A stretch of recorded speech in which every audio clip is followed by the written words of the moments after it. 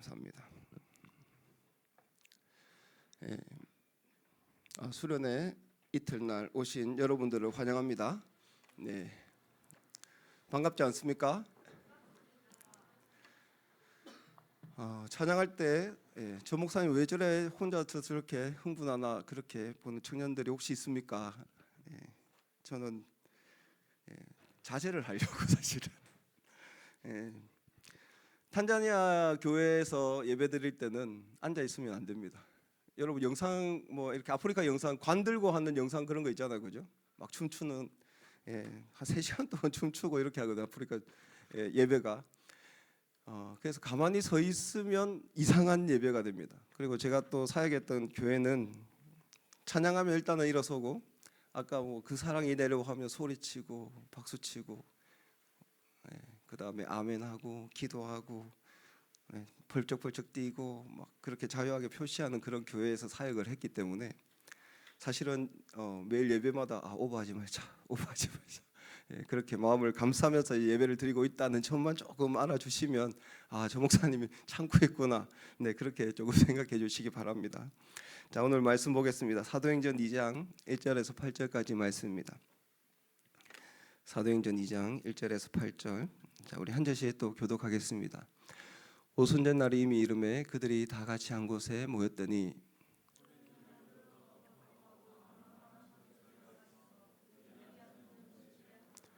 마치 불의 혀처럼 갈라지는 것들이 그들에게 보여 각 사람 위에 하나씩 임하여 있더니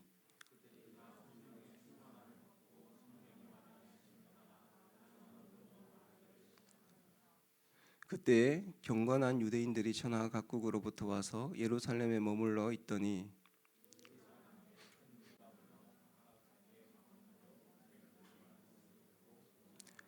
다 놀라 신기하게 여겨 이르되 보라, 이 말하는 사람들이 다 갈릴리 사람이 아니냐?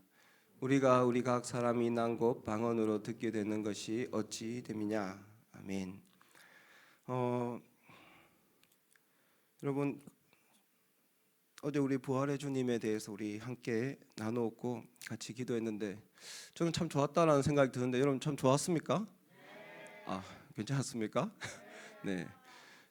은혜 받을 때 좀 조심해야 됩니다. 말도 조심하고 행동도 조심해야 합니다. 왜냐하면 은혜를 까먹을 수 있기 때문이죠. 저도 좋아서 사실은 약간 붕 뜬 것 같아요. 오늘 아침 일어나서 아내가 점심 먹자고 하는데 간단하게 먹자, 샌드위치 해 먹자 해서 아내가 샌드위치를 막 하는 거예요. 그런데 오버한 거예요, 오버. 그 전날에 우리가 뭐 했죠? 요리 대회잖아, 평점. 아내가 요리를 샌드위치 냈는데 평점이 생각난 거지. 평점이 말하면 안 되는데 양파가 있었으면 1절만 해야 되는데 벌써 이제 아내는 얼굴이 굳어지기 시작했습니다. 양파에서 벌써 굳어졌어. 커 일하는데 야 이거 안 되겠구나 해서 조용히 빨리 집을 나왔습니다 오늘. 네, 여러분 아무튼 은혜 받고 여러분 집에 돌아가서 말도 조심하시고 또 행동도 조심하길 바랍니다.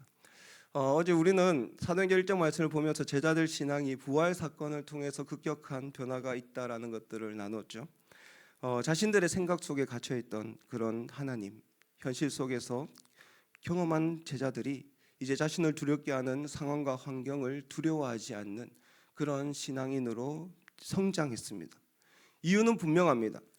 최악의 상황과 환경은 죽음과 사망인데 예수님께서 그 사망을 이기시고 부활하셨기 때문이죠.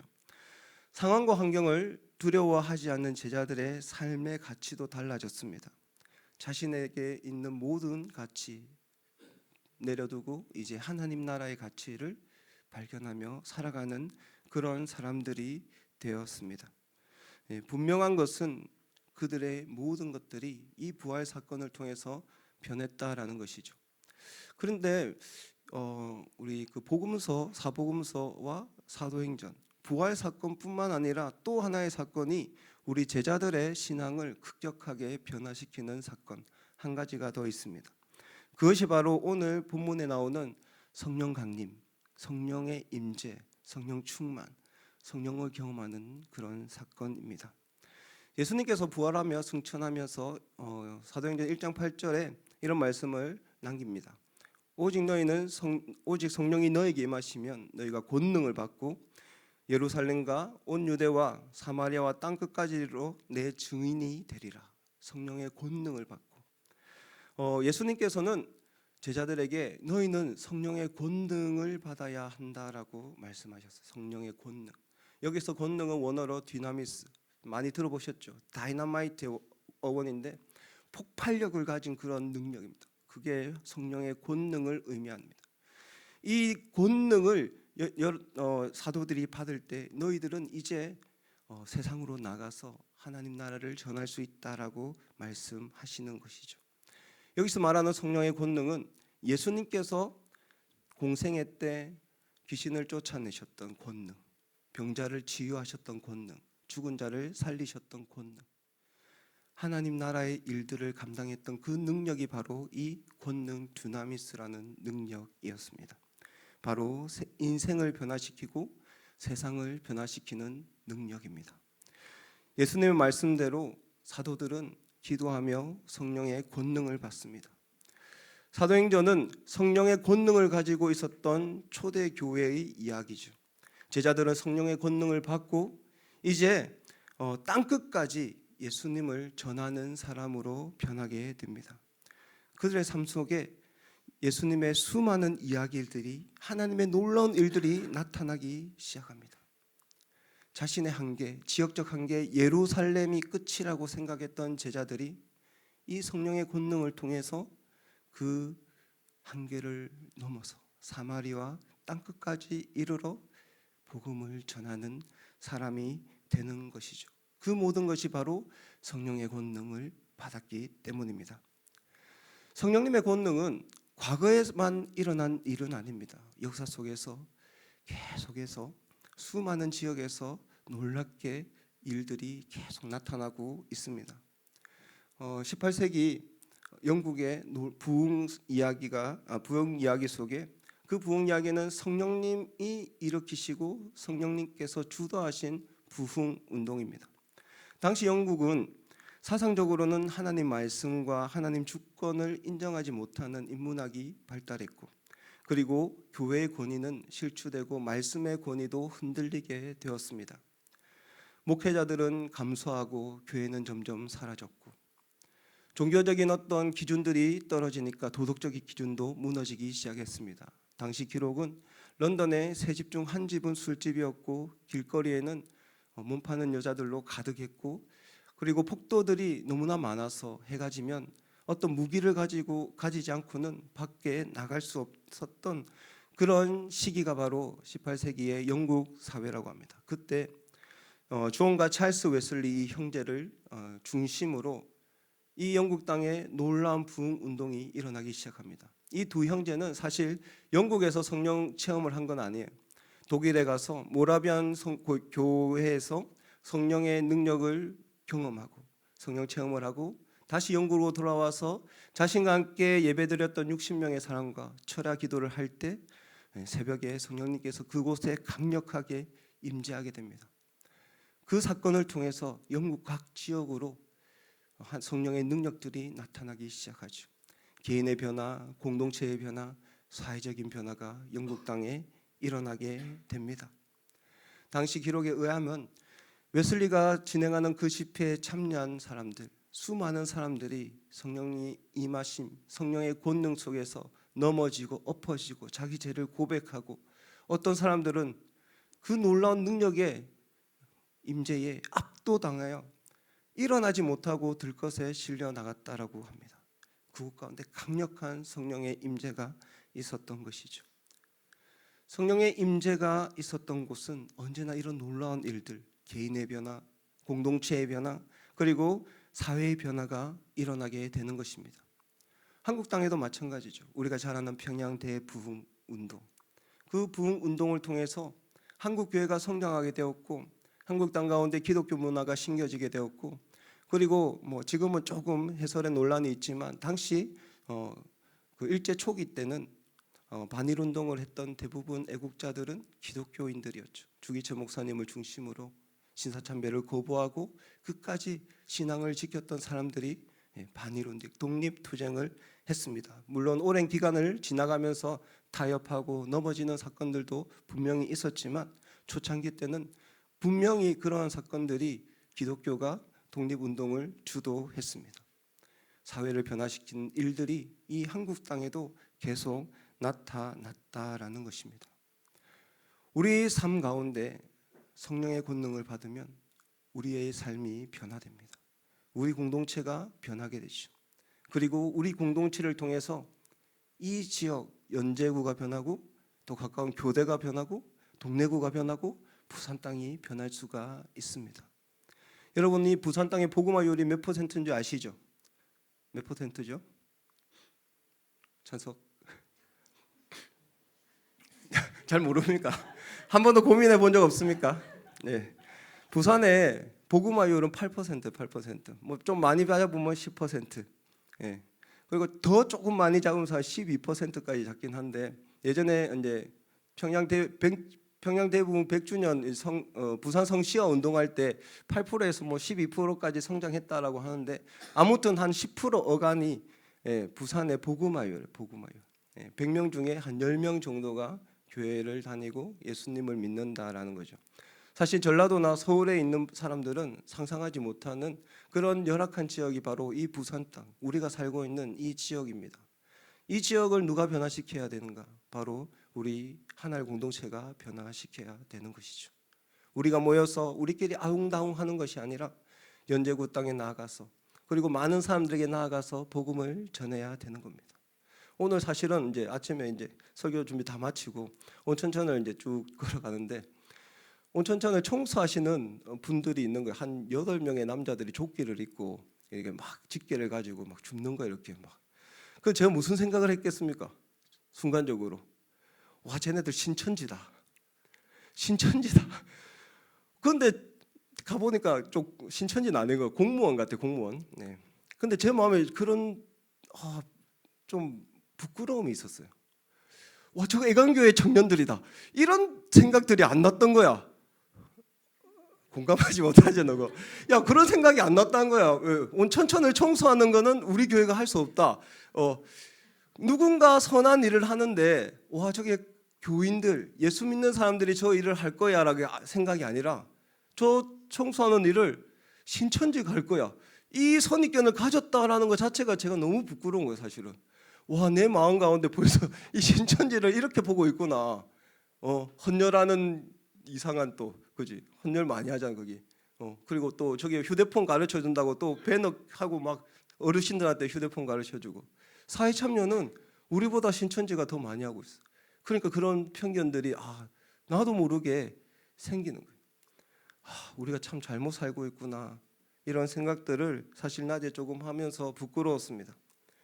여러분, 그런 변화들이 어디에서 일어날까? 바로 우리가 성령의 권능을 받을 때, 우리 삶이 변할 때 일어난다라는 것입니다. 오늘 우리가 읽었던 사도행전 2장에 보면 성령의 임재를 경험한 제자들에게 일어난 일들이 설명되어져 있습니다. 성령님이 임했을 때 제자들은 다른 언어로 말하기 시작합니다. 우리 4절 말씀을 같이 읽도록 하겠습니다. 4절입니다. 시작.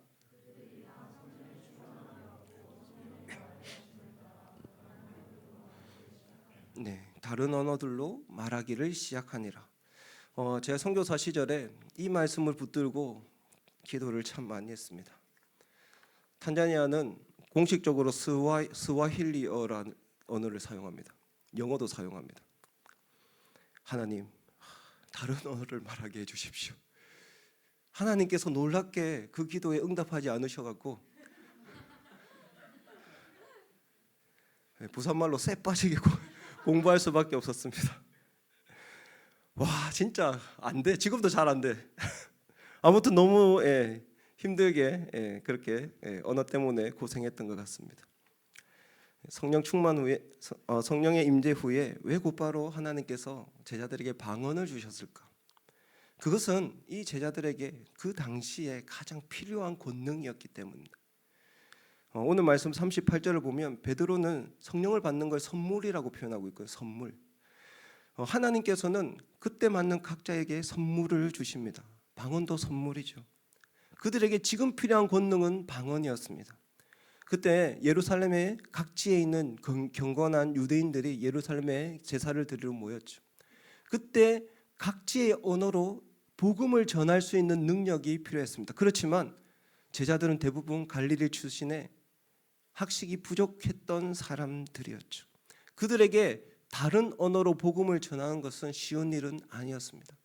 그렇기 때문에 하나님은 그들에게 방언이라는 선물을 주셨고 방언을 통해서 예수 그리스도의 일을 증거합니다.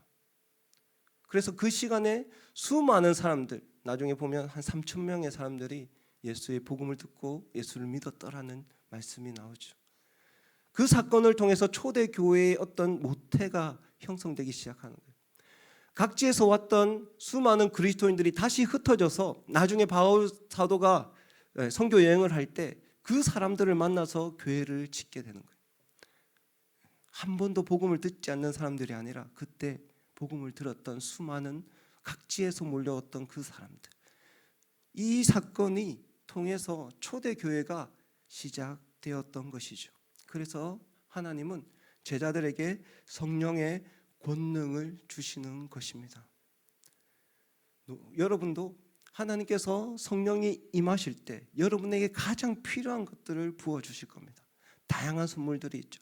방언도 있고 예언도 있고 지혜도 있고 믿음도 있고, 여러분들이 구할 때 하나님께서 여러분에게 딱 맞는 선물들을 부어주실 것입니다. 제자들이 권능을 받았을 때, 그들이 방언을 했을 때 누가 가장 놀랐을까? 누가 가장 놀랐을까? 제자들이 가장 놀랐겠죠. 여러분 기도하다가 갑자기 히라가 수활려 방언을 받았다 생각해봐요. 막 기도하다가 부하나스피에 뭉구 예수님 무하나마 뭉구 아쿠바리키 무슨 말인지 모르죠 그거. 하나님을 찬양합니다. 예수님은 하나님의 아들입니다. 당신을 축복합니다. 뭐 그런 말들이었는데 갑자기 히라가 막 이러는데 옆에 있는 사람이 알아들었어. 그 알아듣는 걸 히라가 듣고 더 놀라겠지. 엄청 놀랄 거 아니야, 그지? 제자들이 얼마나 놀랬겠어. 그 권능을 받았던, 와, 이 말을 내가 할 수 있을까? 12절에 이렇게 표현되어 있습니다. 우리 12절 말씀 한번 볼까요? 다 놀라며 당황하여 서로 이르되 이 어찌된 일이냐? 물론 듣는 자들이 다 놀랬겠죠. 그런데 그 뒤를 한번 묵상해 보시기 바랍니다. 말하는 자도 지금 놀라고 있는 거예요. 이 말을 알아듣네. 자기는 몰라 무슨 말을 하는지. 근데 그 사람은 그것을 복음으로 받아들이고 예수를 믿었다라는 것이죠. 살아계신 하나님의 권능들이 나타날 때는 다 놀라서 반응하게 되는 것입니다. 이전의 신앙의 모습과는 전혀 다른 신앙의 모습을 가지게 될 수밖에 없다라는 것이죠. 제자들이 성령의 권능을 받게 되니까 바뀌는 것은, 이제까지는 함께 모이고 함께 숨어 있었다라면 이제는 시선의 방향을 돌리기 시작합니다. 세상으로 나가기 시작하죠. 어제 말씀으로도 잠깐 나누었지만 상황과 환경은 변한 것은 하나도 없습니다. 아직까지 예수 믿는 잔당들을 찾으러 대제사장들과 서기관들은 눈에 불을 켜고 제자들을 찾고 있었습니다.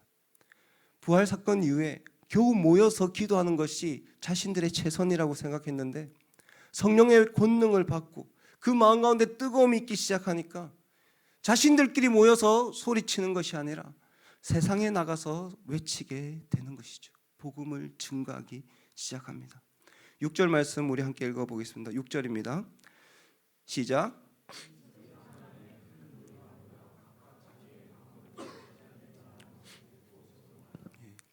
자, 이 말씀 중에 소동하여, 여러분 제자들이 숨어있는 그런 상황이 있죠. 사람들에게 주목받으면 안 되는 처지예요. 사람들에게 들키면 안 된단 말이에요. 가장 위험한 것은 사람들의 주목을 받는 일입니다. 어떤 소요도 일으켜서는 안 되는 상황입니다. 그런데 이제 제자들이 소동을 일으키고 있습니다. 붙잡혀도 상관없다라는 의미 아닙니까?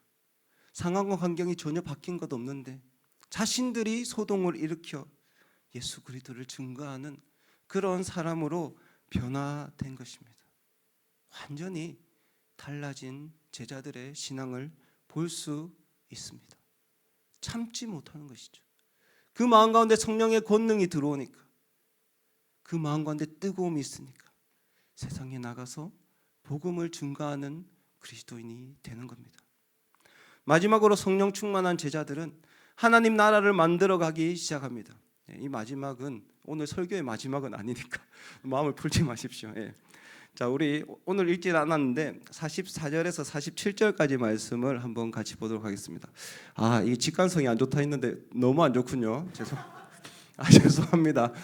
자, 우리 한번 천천히 읽어부터 시작. 믿는 사람이 다 함께 있어 모든 물건을 서로 통용하고 또 재산과 소유를 팔아 각 사람의 필요를 따라 나눠주며 날마다 마음을 같이하여 성전에 모이기를 힘쓰고 집에서 떡을 떼며 기쁨과 순전한 마음으로 음식을 먹고 하나님을 찬미하며 또 온 백성에게 칭송을 받으니 주께서 구원받는 사람을 날마다 더하게 하시리라.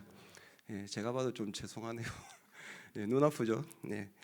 자, 이게 초대교회의 모습입니다. 성령을 경험하고 나서 이제 많은 사람들에게 복음이 증거되고 2장 마지막에 보면 초대교회의 이상적인 공동체의 모습, 성령 충만으로 인해서 이상적인 공동체의 모습이 나옵니다. 믿는 사람들이 다 함께 있어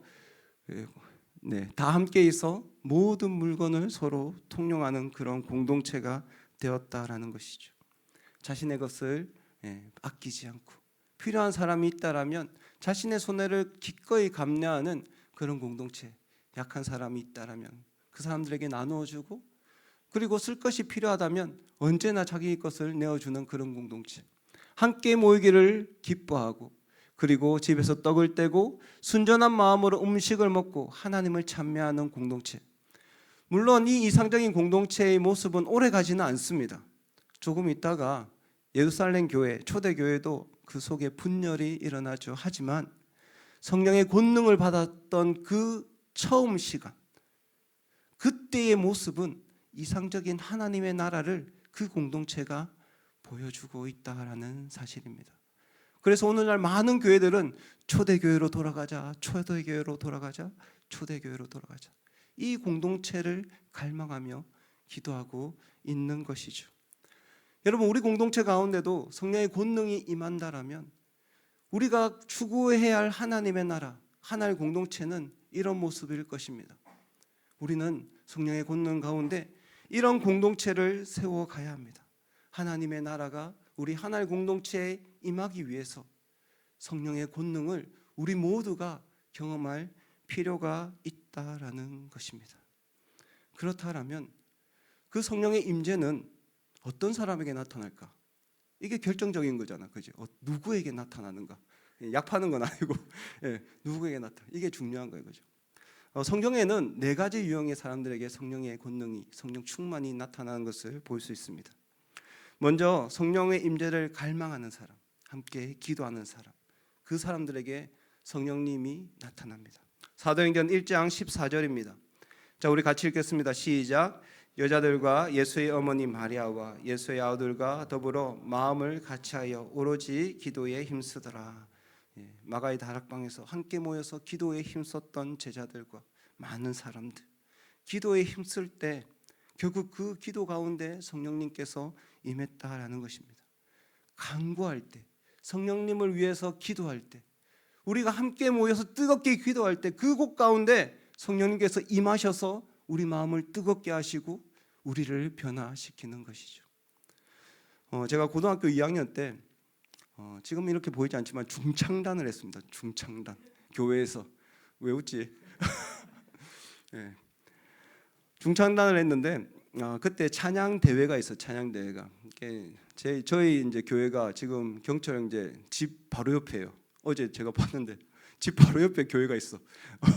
그 교회인데 그 지역에 김해공항 안에 공항기지 교회가 있거든요. 그곳에서 중창 대회를 했습니다.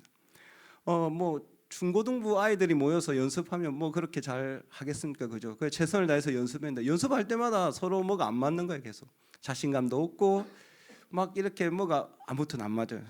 근데 마지막에 리허설을 할 때까지도 대회에 나가야 되는데 막 마음에 뭔가 불안감도 있고 분주함도 있고 그냥 노래만 부르는 것 같은 그런 마음들이 많이 있었습니다.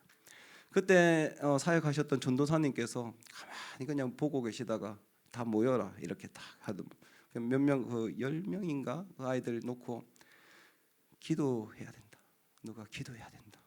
예, 전도사님 우리 이제 찬양대회 나가면 목 아껴야 되는데 기도해야 된다. 너가 할 수 있는 최대한의 목소리로 기도해야 된다. 해갖고 한 1시간을 기도했어. 계속 기도했어요.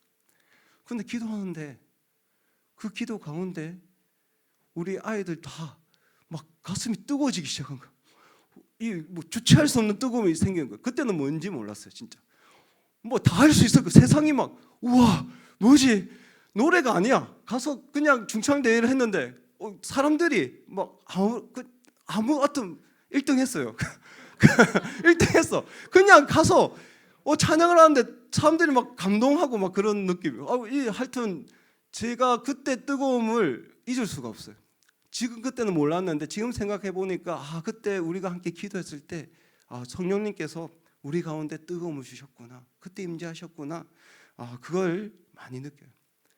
그리고 예전에 우리 청년부, 제가 청년일 때 우리 청년부에서 필리핀으로 단기 선교를 갔습니다. 그때는 뭐 청년부에서 간 게 아니라 제가 남아공 갔다가 다시 들어온 직후라서 막 뜨거웠거든. 그러니까 몇 명 청년들 가자 해갖고 6명 청년들을 모아갖고 우리끼리 이제 단기 선교를 간 거예요. 근데 이제 청년들끼리 모이니까 뭐가 되겠습니까? 돈도 없고 아무것도 없잖아. 모일 때마다 한숨만 나온 거야. 돈이 없어. 돈 준비돼서 아니고. 그때 교회에 지원도 없어. 아무것도 없었어. 그러니까 모일 때마다 힘이 빠지기 시작한 겁니다. 그래서 이제 교회 십자가 쪽에 이제 쪽방이 있었는데 6명이 모여갖고 이렇게 아니라 우리 같이 기도해 보자 해갖고 또 기도하기 시작해서 안 되면 하여튼 기도하면 돼. 기도하니까 하나님께서 그때도 우리에게 막 뜨거움을 주기 시작하고 막 흥분하기 시작해요. 그러니까 그 동생 한 명이 형님, 제가 그때 목사가 아니고 형님이었어요. 형님, 제가 유니폼이 하나 있는데 제가 내겠다고. 근데 그 유니폼이 맨체스터 유나이티드, 지금은 더 비쌀 거예요. 맨체스터 유나이티드 유니폼이었는데 모든 선수 사인이 들어간 유니폼이었어요. 이게. 그때는 이제 인터넷도 개발 막 이렇게 하고 이제 옥션 사이트가 막 나온 그 시점이었거든. 옥션에 한번 올려보겠습니다. 그러니까 옥션에 올렸어. 근데 그게 한 120만 원에 팔린 거야. 그 유니폼 한 벌이. 그러니까 우리가 더 힘을 됐다 기도하자 해서 굉장히 정말 뜨거움으로 선교를 준비해서 나갔던 기억이 있습니다. 그때도 우리 힘으로 했던 게 아닌 것 같아요. 하나님께서 우리에게 뜨거움을 주셔서 하나님께 나아갔던 그런 기억들이 있습니다. 간구하는 그곳에 언제나 성령님께서 임하시고 우리 마음을 뜨겁게 하십니다. 그곳에서 우리에게 새로운 길을 여시고 새로운 지혜를 주시고 새로운 방법들을 주십니다. 놀라운 일들을 행하시게 되는 것이죠. 오늘도 우리가 함께 기도할 때 성령님께서 여러분 마음들을 뜨겁게 하실 겁니다. 만지실 것입니다. 여러분 가운데 여러분이 구하는 놀라운 은혜들도 부어 주실 거라고 저는 믿습니다. 두 번째로 성경에는 하나님께 열린 마음을 가진 사람들에게 성령님은 자연스럽게 임하십니다. 사도행전 8장 14절과 17절까지 말씀인데요. 눈이 아프지만 다시 한번 보도록 합시다. 네, 자, 같이 읽겠습니다. 시작. 예루살렘에 있는 사도들이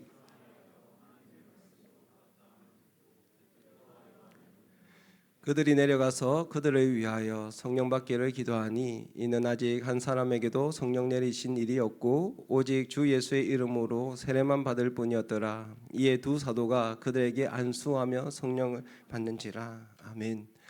말씀을 보면 사마리아에 있는 성도들은 성령 충만에 대해서 정확하게 알지 못했습니다. 다만 예수님을 믿고 신앙생활을 한 걸음 한 걸음 그렇게 하고 있었던 그런 사람들입니다.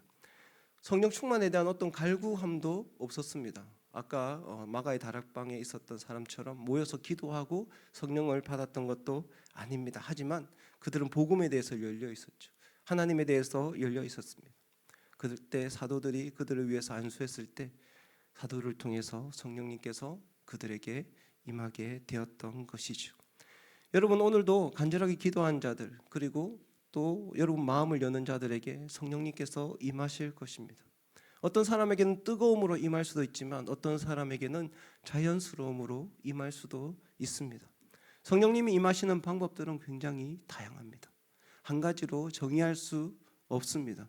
그래서 여러분 오늘 기도하실 때 하나님 앞에 뜨거움과 간절함이 마음에 그렇게 솟아나지 않더라도 주님은 인격적이시기 때문에 하나님 잘 모르지만 오늘 주님을 초청합니다. 만나 주십시오. 임재하여 주십시오. 그렇게 기도할 때 성령님께서 여러분 마음을 만지실 거라고 생각합니다. 세 번째는 특별한 사람에게 특별한 방법으로 성령님은 임하십니다.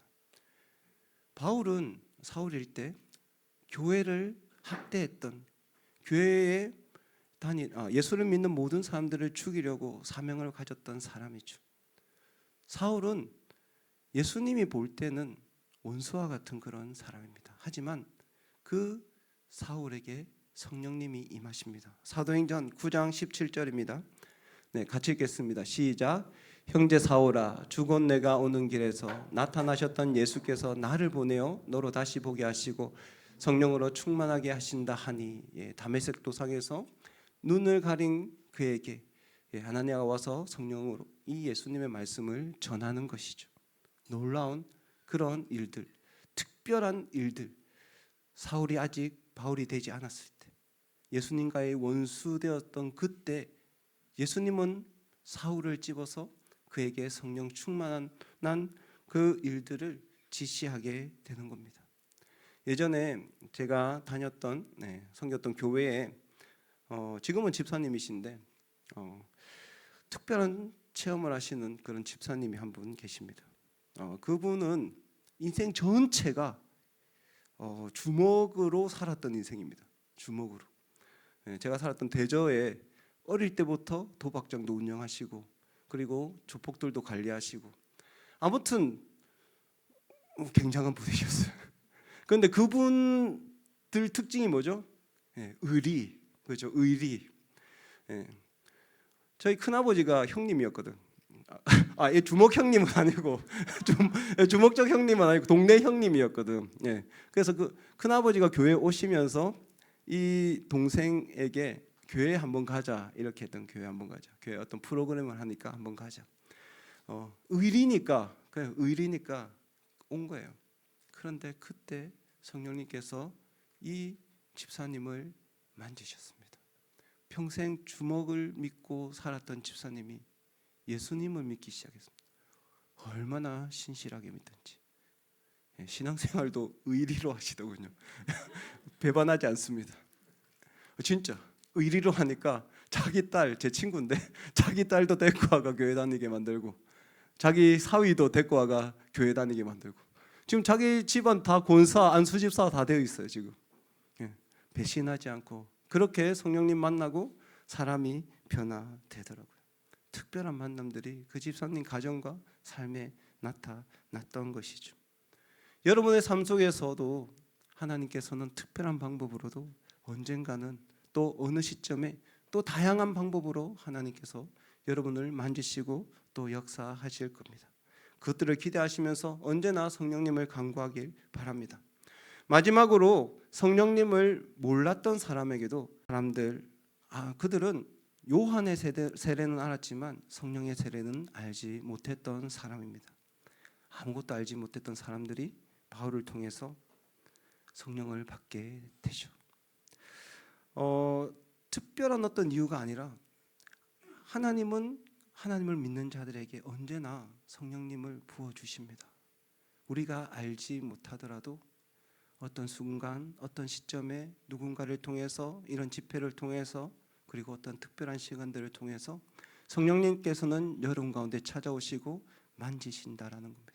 평생 유아세를 받고 사실 미적미적한 그런 신앙생활을 하는 사람들에게도 성령님은 찾아오셔서 그들의 삶을 변화시킨다라는 것입니다. 오늘 네 가지 부류의 사람들, 성령을 임재를 경험했던 사람들, 어떤 사람들은 간절히 구하는 자에게, 마음이 열린 자에게, 그리고 성령님을 알지 못하는 자들에게, 그리고 특별한 사람들에게 성령님은 임재하셨고 그들을 만나 주셨습니다. 근데 사실 다 종합해 보면 우리가 예수 그리스도를 만나면 그 속에 성령님은 자연스럽게 내주하십니다. 어떻게 그 성령님이 우리 삶 속에 활성화될지, 특별한 계기가 있을 때 그분은 우리의 삶 속에 활성화되어서 특별한 능력으로 나타난다라는 사실을 여러분 기억하시기 바랍니다.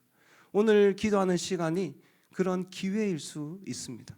우리가 함께 성령의 임재를 구하고 우리가 함께 부르짖고 기도할 때 주님께서는 우리 안에 이미 성령께서 내주하시지만 그 성령님께서 여러분 마음들을 감동시키시고 또 새로운 능력들을 허락하시고 또 새로운 영적 세계를 여시고 새로운 경험들을 할 수 있도록 하실 것입니다.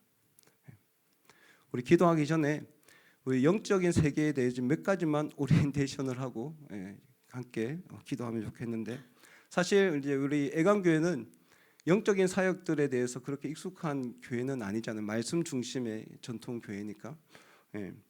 그런데 이제 전 세계적으로 이제 오순절 계통이나 그리고 순복음 계열이나 그리고 요즘에 이제 집회를 많이 하는 뭐 그런 교회들을 가보면 이런 영적인 어떤 현상들이 굉장히 많이 나타납니다. 저도 처음에 그런 것들을 보고 이게 뭐지? 라는 생각들을 굉장히 많이 했습니다. 제가 이제 제일 처음에 경험한 것은 예전에 이제 다녔던 교회도 우리 교단이었지만 그 교회는 이런 집회들을 많이 했는데 뭐 쓰러짐들이 많이 나타나요. 이렇게 기도할 때 쓰러지는 그런 현상들, 그리고 영적으로 마음에 있었던 악한 영들이 표출되는 그런 일들도 있습니다. 뭐 이상한 소리를 내거나 그리고 몸을 떨거나 그리고 주저앉거나 그리고 뭐 괴성을 지르거나 뭐 그런 어떤 현상들도 일어나는 경우가 있습니다. 그것은 우리가 영적 세계는 사실은 너무나 광대하기 때문에 뭐 다 경험할 수는 없고 그냥 그런 일들이 나타날 수 있다라는 겁니다. 걱정하지 마세요. 오늘 나타나지는 않으니까. 왜냐하면 우리가 아직 익숙하지 않기 때문에 더 익숙한 곳에 더 자연스럽게 나타나는 것은 물론, 왜냐하면 다들 방언을 하고 다들 그런 세계에 익숙하면 뭐 시작하자마자 막 저기 절반 넘어져 있고 막 그런 데도 있거든. 막 기도하면 막 저기 두두두둑 넘어지고 막 이상하죠. 이상한 목사는 아니고 그런 세계가 있다라는 거예요. 예전에 교회에서 이제 사역을 한번 하는데 우리 그 청년 한 명, 새로운 청년이었어요. 그 청년 안에 조금 이제 악한 영이라고 하면 악한 영이죠. 악한 영들, 중독이나 이런 영들이 표출이 확 돼 버렸어요. 이렇게. 그러니까 이제 소리를 지르고 막 넘어져서 막 바둥바둥 막 이렇게 구르는 거죠. 이렇게. 그러면 이제 기도하는데 다 방해가 되잖아요. 그죠? 그러면 예전에는 막 처음에 제가 경험했을 때는 우리도 무서워갖고 이래갖고 귀신이다 이래갖고 눈 감고 보혈 찬양해, 예수의 보혈 나가 예수 이름으로 나가라 뭐 이렇게 기도했거든. 그때 처음엔 진짜 무서워갖고 눈 감고 눈 하나 뜨고 나갔나 진짜 그렇게 기도했어요. 처음에는 우리 교회 그 예전에 교회가 다 그런 거 처음 경험하니까 담임 목사님부터 조금만 설명하고 기도하겠습니다. 처음 이제 그 일들이 일어났을 때 담임 목사님도 하자 했는데 자기 눈 앞에서 그게 벌어지니까 어떻게 할지 모르는 거야. 그때 이제 저도 청년 리더였고 이러니까 장고 형제 팔 잡아라 이래갖고 다 팔 잡고 막 이렇게 하니까 이상한 소리도 나오고 하니까 야 3층으로 끌고 제가 들고 3층으로 가갖고 이제 그 청년 리더들만 모여갖고 막 기도하는 거예요. 이렇게. 그러니까 하나 할 수 있는 게 없어. 야 주기도문 외워봐봐. 주기도문 계속 외우고. 방법을 모르니까 그 계속 그 밤새도록 그냥 보혈 찬양만 부는 거야. 보혈, 주의 보혈 능력이 있다. 주의 피 믿고 예수 보혈, 예수 검 나가, 예수 이름 따 이거밖에 안 한 거야. 나. 그럼 되게 또 재밌어 이렇게 으악 이러거든. 거짓말 같이. 그렇게 그런 어떤 시즌이 지나고 나니까 나중에는 굉장히 조금 사역들이 인격적으로 변했습니다. 왜냐하면 이 사역을 받는 사람도 다 느껴져. 자기가 안 하고 싶은데 이게 속에서 영이 반응하는 거기 때문에 정신은 맨정신이야. 정신은 맨정신. 그런데 이제 자기 속에서 이렇게 소리 나고 표현하는 거니까 그게 싫은 거지 이제. 그렇기 때문에 이제 나중에 되면 안 넘어지려고 해. 막 오는데 떨림 못 딱 보면 넘어져야 되는데 막 참고 있는 그런 친구들도 있거든. 아무튼 이제 그런 어떤 일들이 지나가니까 제가 사역들을 배우면서 이게 우리 그때는 모르니까 그냥 소리 지르면 되는 줄 알았어요. 근데 시간이 지나니까 강한 빛이 임하면 어둠은 자연스럽게 나가는 거죠, 그죠? 예. 예수 그리스도의 보혈로 계속 그냥 조용히 기도해도 우리가 하는 게 아니니까 예수님의 능력을 구할 때 뭐 어떤 현상들이 나타나든 그 사람들이 회복되는 것들을 사실은 경험했습니다. 사실 그런 사역들을 하려면 사실 다양한 준비 작업들은 필요합니다. 영을 좀 분별하는 사람들도 우리 안에 나타나면 좋고, 그리고 예언과 그리고 지혜와 지식의 말씀들을 우리가 조금 할 수 있으면 좋고, 그렇지만 우리가 아직 익숙하지 않기 때문에 조금씩 어떤 영의 세계들이 조금씩 열려지면 그런 것들을 좀 더 경험할 수 있겠죠. 우리가 말씀과 영혼육이 이제 삼위가 통전적으로 성장하기 위해서는 영적인 세계도 조금 알 필요가 있습니다. 우리는 혈과 육의 싸움을 하는 존재들이 아니기 때문이죠. 특별히 우리가 기도하면서 또 나라의 문화들 따라서 조금 반응하는 게 조금 다릅니다. 우리나라 사람들은 은혜 받으면 웁니다. 막 맞잖아. 맞지? 눈물 흘리면 은혜 받았구나 이렇게 하잖아. 야, 니 은혜 받았구나 뭐 이렇게 뭐 코피 나면 싸움 이겼구나처럼 은혜 받으면 우는 것처럼 그래 생각해요. 그런데 제가 이제 남아공에 갔는데 거기는 웃어. 이제 래핑이라고 하더라고. 하하하하 뭐 웃는 거야. 은혜 받는데 그렇게 반응도 이렇게 하고, 기도하는 모습도 너무 다양하고, 남미 애들은 일단 누워. 그것도 앞으로 이렇게 뭐 하나 이렇게 그렇게 좀 기도 이렇게 많이 하고, 또 탄자니아 같은 또 열악한 지역은 영적인 부분이 더 활성화된 지역이죠. 귀신도 많고 예배 때마다 그런 일들이 벌어지니까 그런 어떤 것들이 분명히 있습니다. 성령은 어떤 영의 일들을 활성화시키는 그런 능력들을 하게 됩니다.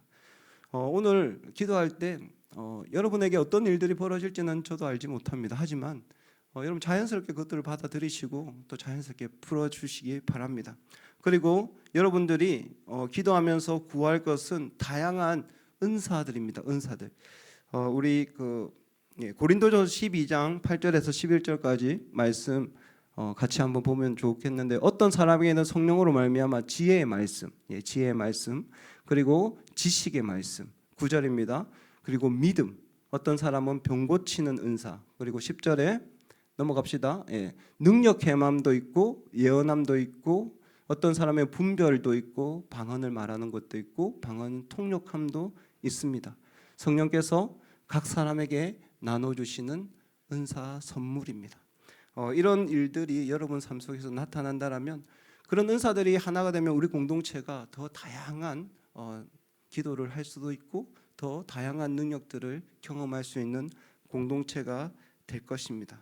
그래서 우리가 오늘 찬양하고 기도할 때 조금 더 성령님을 구하시고 자유롭게 기도하면 좋을 것 같다라는 생각을 해봅니다. 우리 함께 찬양하고 기도하겠습니다.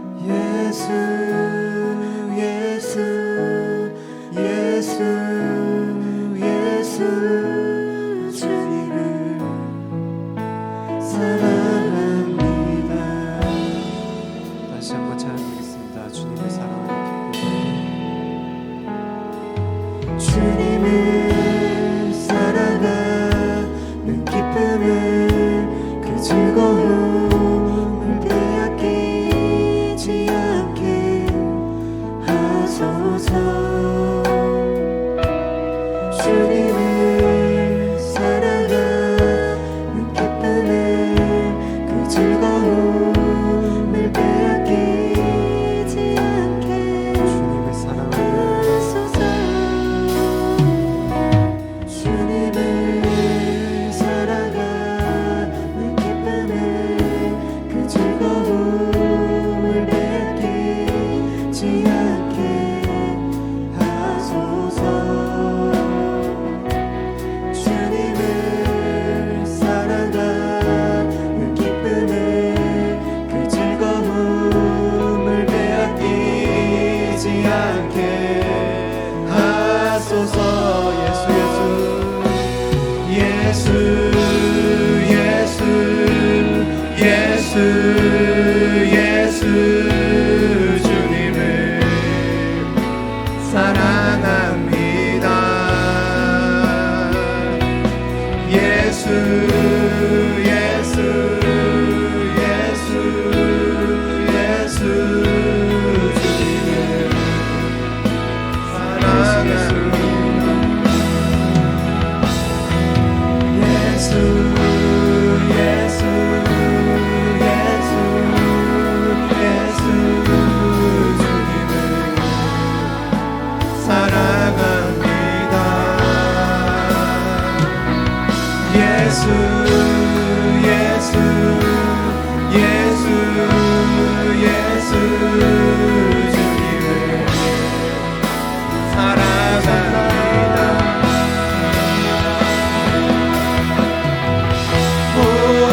호산나 호산나 어서 오소서.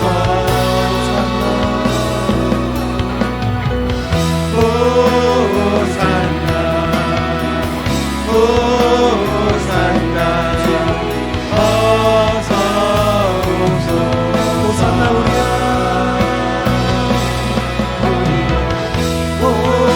호산나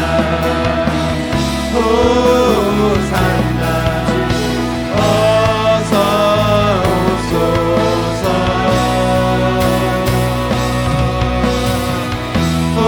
호산나 호산나 어서 오소서. 오직 예수 이름에 오직 예수 이름에 능력 있네. 예수 이름에 치유 있네. 예수 이름에 권세 있네. 오직 예수 이름에 회복 있네. 예수 이름에 자유 있네. 예수 이름에 구원 있네. 오직 예수 이름에 오직 예수 이름에 능력 있네. 예수 이름에 치유 있네. 예수 이름에 권세 있네. 오직 예수 이름에 회복 있네. 예수 이름에 자유 있네. 예수 이름에 구원 있네. 예수 예수 예수 예수 주님을 사랑합니다. 예수 예수 예수 예수 주님을 사랑합니다. 예수 예수 예수 예수 주님을 사랑합니다. 예수 예수 예수 예수 주님을 사랑합니다.